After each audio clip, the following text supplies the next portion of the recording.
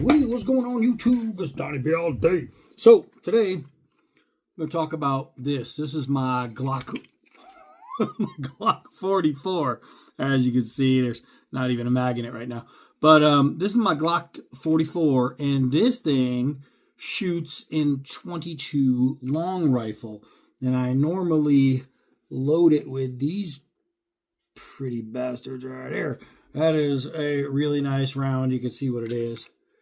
Right there, they are some Federals. I love the Federal Punch, and 22 Magnum, and they are really nice also in 22 long rifle. I shoot a lot of those today. However, because I got to load a bunch in, and I have a bunch, I'm going to use some CCI 22 long rifle mini mag, some hollow points. And here's the thing. This comes with two 10-round magazines. So you have 10 rounds every time you load up, and it looks a lot like this. It's got the spring assist right here that you can help pull down, and it's a Glock mag, and it's really good. It's really good. But 10 rounds doesn't compare when I'm talking about something like my Smith & Wesson, which is a 22 Magnum, and this holds 30 rounds a magazine. That's 60 rounds with just one spare mag, one mag change. That is crazy. And while they don't have a 30-round magazine for the Glock Pro Mag, I know it's backwards, but it really does say PROMAG. Pro Mag has an 18-round magazine. And we are going to go over that. Now, it does have one of those loader assists. I just usually used a little spring tab, and this has one. I don't know how easy or hard it will be. I'm going to find out, and I'm going to show you. So, how much difference is it? Because you can get those extended magazines, and they kind of hang out like this. And I think those look like absolute garbage. I think they're tacky. Really classless looking when you have something hanging out of the back of your sidearm. So this is the 10-round magazine. You can see how far it sticks out right there. So with that there, now we will push in this 18-round magazine, and it's almost no difference. The only difference is the size of the pad by that much. That's it. That's literally it. The only difference, except you go from 10 to 18 rounds on the Pro Mag. So let's take that out of there. It's nice and tight, and load it up with some rounds, and we'll see how difficult or easy it is to load these up. First, I'm just going to start by thumbing them without assisting the spring. And right away, they do pretty good. Now, a lot of people, they knock Pro Mag and they're saying, oh, yeah, but their springs suck. It's not going to work good. It's not blah, blah, blah. I mean, those are people saying without showing, though. They're not proving any point. Now, I'm going to start to use the assist. Those are people just making noise. Unless you're willing to actually put it on camera, then your opinion means nothing. It's just that. It's just an opinion. So, I don't know. I try to not believe anybody who's telling me something without showing me something. So I'm going to finish loading up 18 in here. All right, so I got most of them in, and I figured, I might as well show this since I have it, and it comes with it. And I have to say, it does work great. Just when I'm out hiking or whatever, I don't usually carry attachments. Generally, I only carry the mags I have anyway, so it wouldn't matter. The only way I would actually need that is if it was going to be like a range type thing, or if I had to shoot and then when I got home I wanted to refill the mag. But it actually works really well. This thing makes reloading super simple. So this is one. I'm going to fill the other one, okay? All right, so here's something goofy.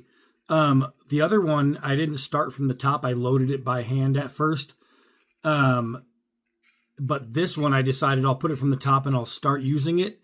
It slid right over the area that it needs to be connected to, and it's really hard to get off. So what I'm going to do is see if I can't just put a couple rounds in there, and hopefully it will lower. Now, I'm not sure if it's directional, and that's why that happened, but that got stuck on there, and it's stuck on there. So now I have to try and get this thing off. And just for the record, I did have it on the right way, so it's not like I put it on the wrong way. You can see the angle. That's the way it fits. It's just getting stuck on there. And so far, I haven't been able to get it off. And I've been working on it for like a minute, so I'll keep going. All right, so I finally got it off. And I had to actually pry it with a little screwdriver. But this one came with the first mag that I had. This one came with the second one. You'd think they're both exactly the same, but this one looks like maybe it works. So I don't know how they're different. Maybe are they molded individually? I doubt that. But okay, so one of them got stuck on a different mag. So use the one that comes with your mag, maybe?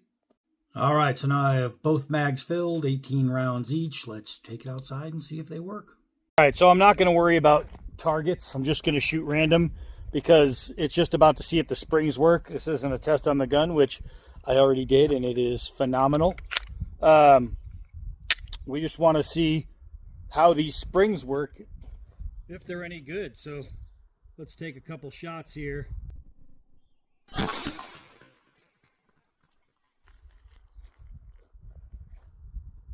The gun is on with the sights.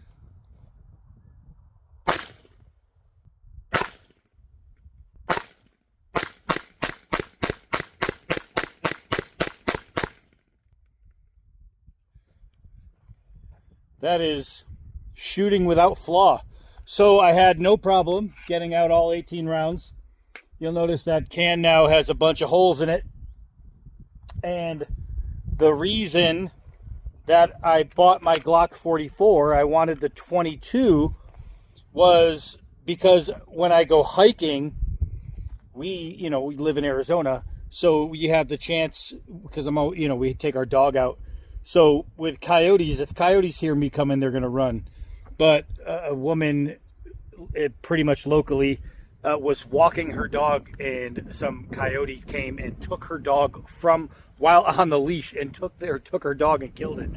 But we have wolves, we have mountain lion, we have rattlesnakes, we have all kinds of stuff that would require a little bit of assistance. And generally, with some of these animals, all you need is a noise and it's going to work. So I like this because it is compact and it is extremely, even with 18 rounds, it is really, really lightweight with this on there. So with a laser and a torch, it's still really light. I wonder if I could see my green dot on there. Oh, I have the flashlight on, that's why. I have the flashlight on. So let's see. There we go, I got a green dot. Let's see here. Let's see.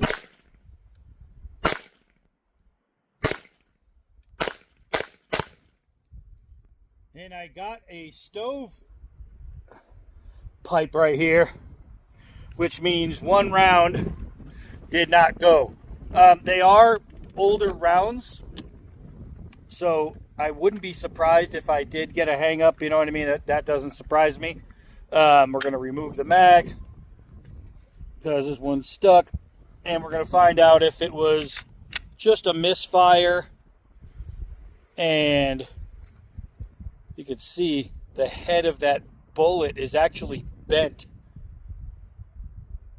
So I want to try and put this back in there and shoot the bent round and see if it'll actually fly.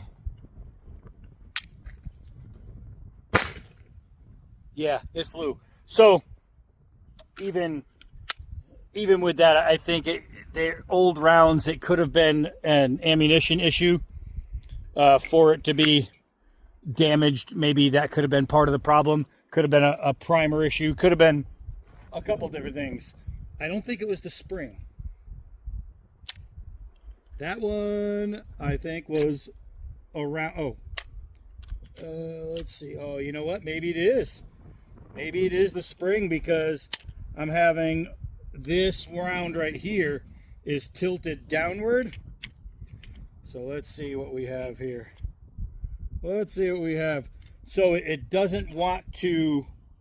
You'll see there's like a little lip right here. Normally it's supposed to do that. So that one I can 100% blame. I should be able to blame on the spring.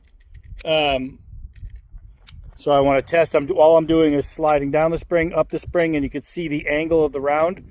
For some reason it's sat this way. So while it might not be the springs, it could be the way this pad right here isn't angled properly. So we're going to figure that out, which is funny because the first mag had no issues, and that one right there, stovepiped. So for the first mag seemed to have no problems. This one is having only problems. Look at the dent it put inside that round. I'm still going to fire it. Still going to fire it. Now, some people are going to think, oh, you just damaged that round. Aren't you worried about holding it, going off in your hand? No, that would be a primer thing. As long as that primer's not getting hit, it's not creating a spark in there. Let's see. So now I have the dented round in there. And that's fine. Did it eject? It did. So I'm going to try some more out of this. If I have one more failure, then I'll take the rest of the rounds out, put it in the other mag, and see if it's this mag.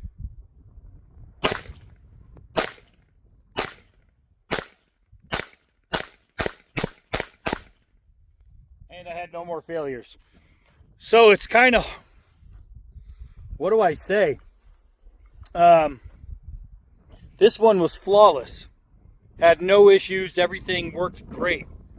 This one, it seemed like this area right here was blocking the rounds from coming out, because it seems like the angle of this, which looks appropriate, once it was down there, it wasn't pushing the rounds up to the level they should have been.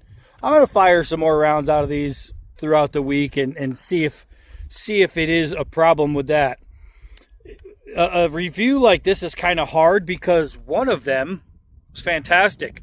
The other one had a couple hiccups. And I don't know. Is this a fluke, or did I get a fluke good one? Yeah, so I don't know. You're going to have to determine for yourself whether or not it would be worth it to get a Pro Mag 18 round magazine, knowing that if you get one of them, it might be a dud. You get more than one, you might end up getting a stud. And this one was a stud. So I'm going to have to mark this and then just do more testing on my own to figure out what the problem is. But, yeah, I don't know. I would love to say winner, winner, chicken dinner. These are great. This one was great. This one was not. Makes it really difficult to give you guys an honest conclusion. And I'm looking at the springs. They're not sitting any different. I'm looking at the shelf. It's not sitting any different. I'm looking at the block. It's not, there's no difference in height or size or anything like that. They're completely identical. One failed, one didn't. Take away from it what you want. I don't know. I am Donnie all day. Until next video.